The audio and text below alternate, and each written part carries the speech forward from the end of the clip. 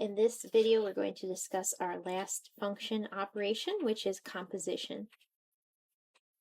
This is the only function operation that doesn't resemble an operation that we do with numbers. The other ones, addition, subtraction, multiplication, division, we kind of had a visualization of doing that with numbers, but composition is something that's unique to functions. So there's two notations here.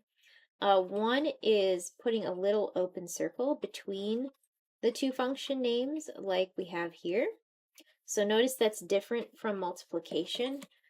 With function multiplication, we had a solid dot.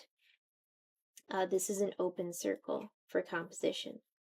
Or the other way to denote it is with the second notation here, where we're seeing one of the functions inside of the other function notation. I personally like that second notation better because it really shows what's happening when we work with the two functions. But both of these are read the same way. They're both read f of g of x.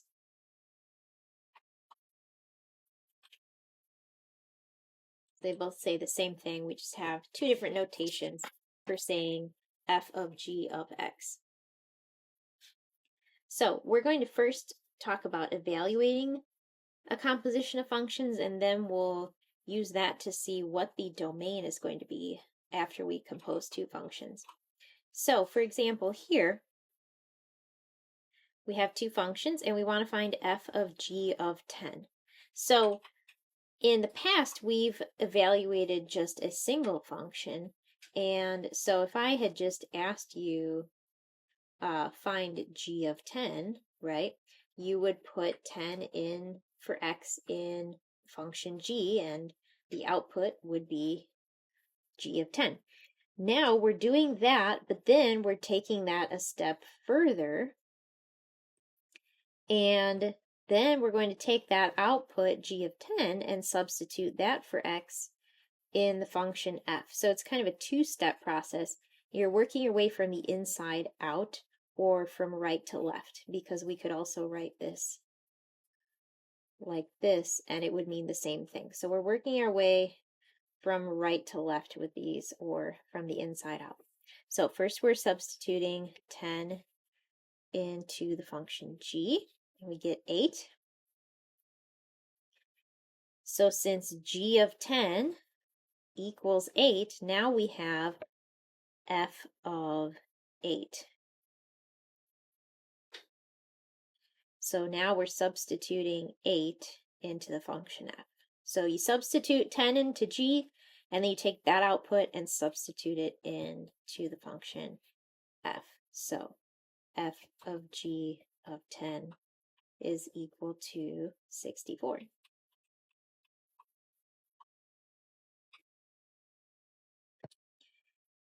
Here's another example. We're going to find f of g of 10 again. So we're substituting 10 into the function g first. And that gives us 6. And then we take that 6 and substitute it into the function f.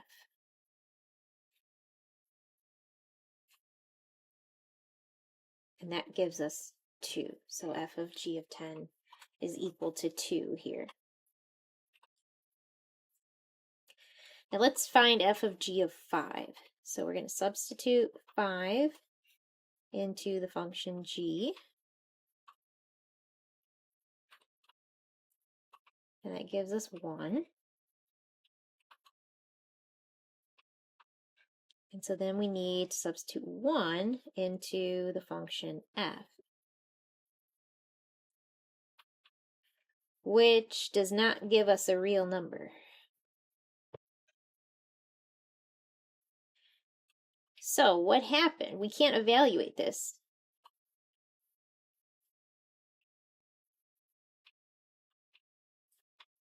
The problem is the fact that our output from g is not in the domain of f. So there's two potential issues you can run into where you wouldn't be able to evaluate something like this. One is maybe you can't substitute it into the first function at all. So that's not an issue here because our function g has a domain of all reals. But if it was a function with a more restricted domain and the first value couldn't even be substituted into g, then you'd be stuck even sooner than we were here. So that's one potential issue, is that the x value is not in the domain of g. But the other thing that can happen is here, 5 was in the domain of g, that was no problem, but then this output that we got from g was not in the domain of f. Here's another illustration here. This is more of a visual drawing. So here I'm drawing two functions, g and f. G is in blue, f is in purple. And I've got circles to denote the domain and the range. And then the arrows show the mapping from the input to the output. So for example, g of 1 is equal to 2. The input of 1 gives an output of 2 there. F of 3 equals 9, for example, over here. So what we want to do then is look at what we think the domain would be for f of g.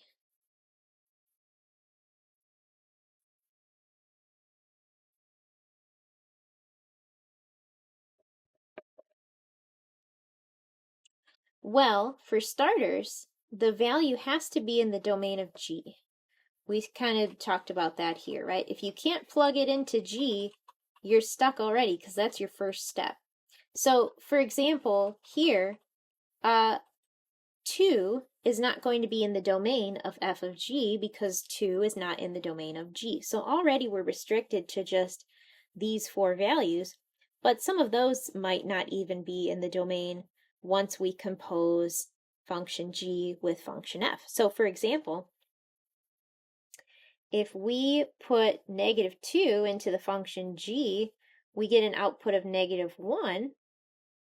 And then if we try to input -1 into the function f,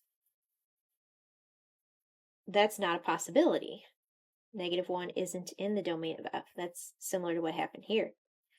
We got a 1 as an output from g, but then 1 was not in the domain of the function f here. So since -1 is not in the domain of f, that means -2 is not in the domain of f of g. I'm trying to figure out where to write this here. -1 not in the domain of f.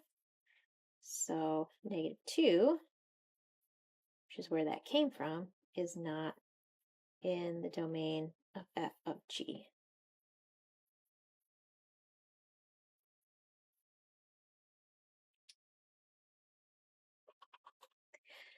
Now, if we look at the other 3 values here,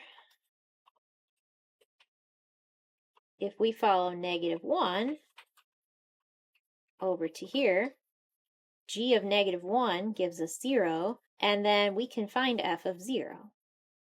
So, in other words, what we just saw is f of g of -1. G of -1 is 0, and then f of 0 is 0.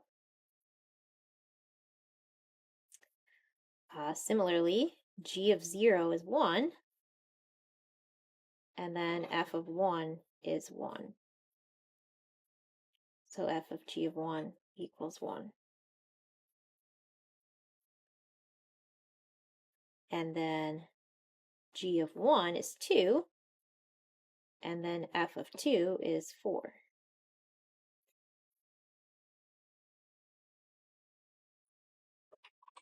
So this is just a visual way of what we were doing before. So here, we plugged 10 into G, and then we took that output and plugged it into F. So it's a 2-step process. Same kind of thing here. If we plug 1 into G, we get 2, and then we take that 2 and we plug it into F, and we get 4. So F of G of 1 equals 4. So that's kind of how we read this. Now we saw, again, that you can't do this with an x value of -2 because then you have nowhere to put the -1 in to the function f. So the domain of f of g then is just these three values that we were able to use. So -1, 0, and 1. So the domain is just the values in the domain of G that then gave us an output that worked in the domain of F.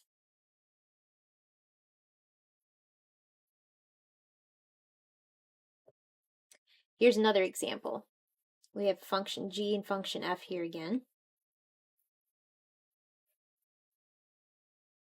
And if we put in 0 into our function G, we get 0, but then we can't put 0 into the function f. It's not in the domain. We would have a similar problem if we used an x value of 3. G of 3 is 0, but 0 is not in the domain of f. So since 0 is not in the domain of f, then that means that 0 and 3 are not in the domain of f of g.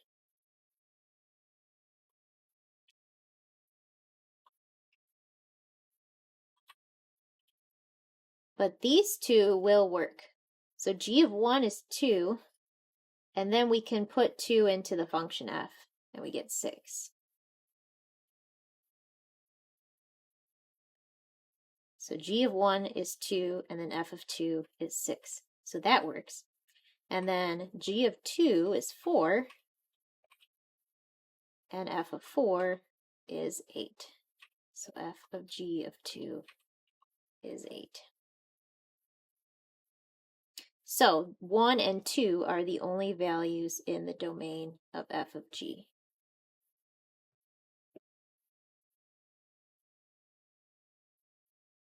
So to be in the domain of f of g, there's two criteria. First of all, that x value you're using has to be in the domain of g, because that's the first place where you plug it in. Then, after that, you also have to make sure that the output you get from g is in the domain of f. So, the domain of f of g is the set of all values in the domain of g, where g of x is in the domain of f. So, in this example, this was our very first one, we didn't have an issue here with the value I chose, but we wouldn't have an issue with any x value because the domain of both of these functions is all real numbers. So if both f and g have a domain of all real numbers, then there's not going to be any restriction on the composition because you can plug anything you want into g, and then no matter what output you get from that, it's definitely in the domain of f because f and g both have a domain of all real numbers. So maybe we'll make a note of that here. If f and g both have a domain of all real numbers,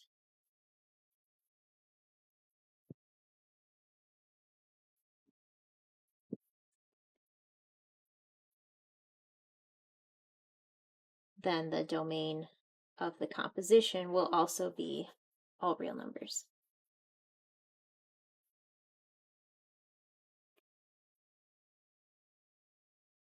Now, in the second example that we did, we ran into a problem because of the fact that f did not have a domain of all real numbers. But the domain of f of g is not the same as the domain of f because we first are plugging the x value into g. So let me copy these down here again. So f of x was the square root of x minus 2, and g of x was x minus 4. So what happens is we're plugging the value into g first. Then the output that we get from g is going into here. So what you end up with is taking the output and plugging it in to f. So when we think about the domain of f here would be all reals greater than 2 because this is our square root function shifted to the right 2 units. So the domain of f is x greater than or equal to 2. But we're not plugging x into f, right? We're plugging g of x into f. So what we need here is we need g of x to be greater than or equal to 2. It's not necessary for the x value to be greater than or equal to 2. So g of x is equal to x minus 4. So whatever we get from x minus 4 has to be greater than or equal to 2. So what we need for the domain of f of g is we need x to be at least 6.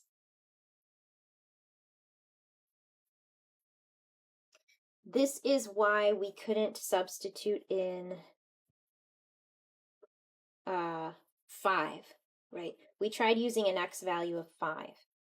5 is in the domain of f, right? You can plug 5 in for x into the function f, and you'll have a positive number under the square root. But we don't plug the x value into f, we plug the x value into g first. And then we got 1, which was less than 2, so that was the problem. So what we need actually is we need the output from g to be greater than 2. And so that requires that the x value we put into g has to be greater than or equal to 6. Now, if we find the function equation for this f of g, this makes sense. So to find the equation for f of g, what we do is essentially what I showed right here. We replace the x with the function g.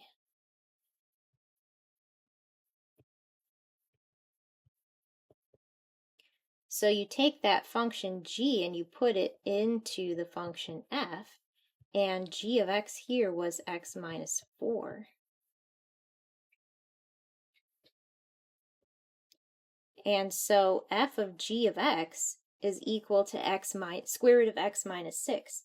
Now we can kind of see why the domain is x greater than or equal to 6, because this is your square root function shifted to the right 6 units.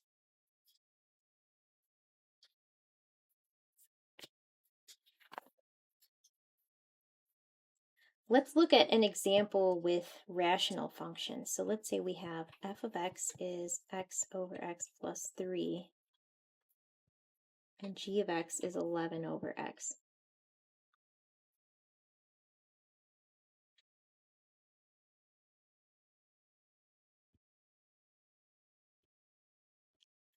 So to find the function rule for f of g of x, we're taking the function g and plugging it into the function f, and we have to do that 2 places here.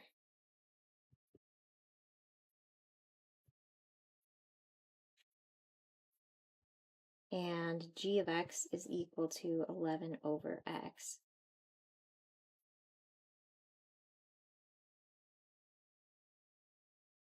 So this is what we end up with. So let me give myself a little more room here.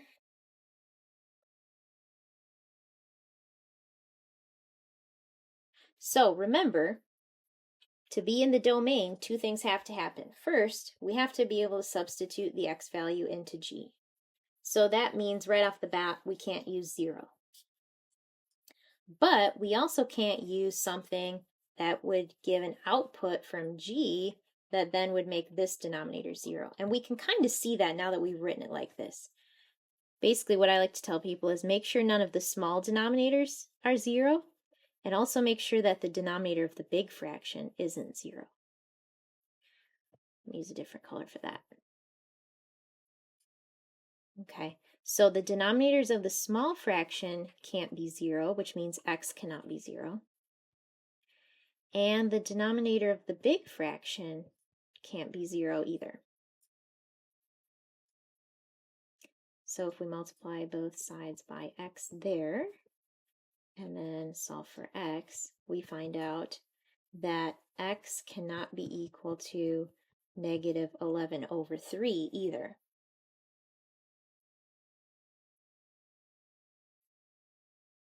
And you want to think about that before you do any simplifying, because if we were asked to find the function rule here, we would probably want to simplify this, which means we would want to write it so we didn't have fractions inside of fractions. And so to do that, you would multiply the numerator and denominator of the large fraction by the denominator of the small fraction. So in this case, we multiply by x over x, because then on the top, those go away, and then in the denominator, we distribute, but then it would get rid of the x in the first denominator.